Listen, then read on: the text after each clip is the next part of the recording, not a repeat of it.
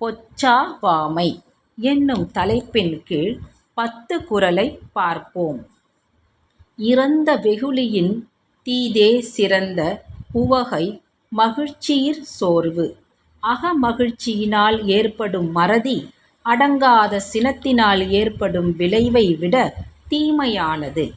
பொச்சாப்புக் கொள்ளும் புகழை அறிவினை நிச்ச நிரப்பு கொன்றாங்கு. நாளும் தொடர்ந்து வாட்டுகின்ற வறுமை அறிவை அழிப்பது போல மறதி புகழை அழித்துவிடும். பொச்சாப்பார் கில்லை புகழ்மை யது உலக தெப்பானு லோர்க்குந் துணிவு. மறதி உடையவர்களுக்கு மங்காய் புகழ் இல்லை என்பதே அனைத்தும் கற்றுணர்ந்த அறிஞர்களின் முடிவான கருத்தாகும்.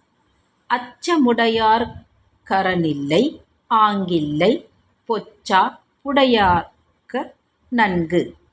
பயத்தினால் நடுங்குகிறவர்களுக்குத் தம்மை பற்றி பாதுகாப்பான அரண் கட்டப்பட்டிருந்தாலும் எந்த பயனுமில்லை. அதைப் போலவே என்னதான் உயர்ந்த நிலையில் இருந்தாலும் மறதி உடையவர்களுக்கு அந்த நிலையினால் எந்த பயனுமில்லை.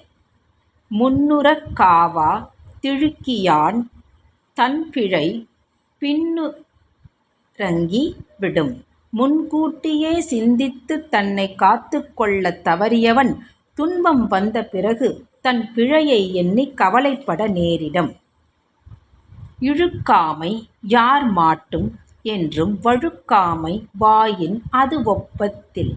ஒருவரிடம் மறவாமை என்னும் பண்பு தவறாமல் பொருந்தியிருக்குமேயானால் அதைவிட அவருக்கு நன்மை தரக்கூடிய வேறு எதுவும் இருக்க முடியாது.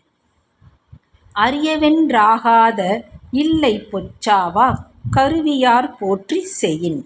மறதி இல்லாமலும் அக்கறையுடனும் செயல்பட்டால் முடியாதது என்று எதுவுமே இல்லை. புகழ்ந்தவை போற்றி செயல் வேண்டும் செய்யா திகழ்ந்தார் கெழுமையும் இல். புகழுக்குரிய கடமைகளை போற்றி செய்திடல் வேண்டும்.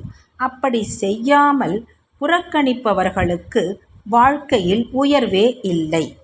இகழ்ச்சியிற் கெட்டாரை உள்ளுக தாந்தம் மகிழ்ச்சியின் மைந்துறும் போழ்து. மமதையால் பூரித்துப் போய் கடமைகளை மறந்திருப்பவர்கள் அப்படி மறந்து போய் அழிந்து போனவர்களை நினைத்துப் பார்த்து திருத்திக் கொள்ள வேண்டும். உள்ளிய தேய்தல் எளிதுமன் மற்றுந்தான் உள்ளிய துள்ளப் பெறின். கொண்ட குறிக்கோளில் ஊக்கத்துடன் இருந்து அதில் வெற்றி காண்பதிலேயே நாட்டமுடையவர்களுக்கு அந்த குறிக்கோளை அடைவது எளிதானதாகும்.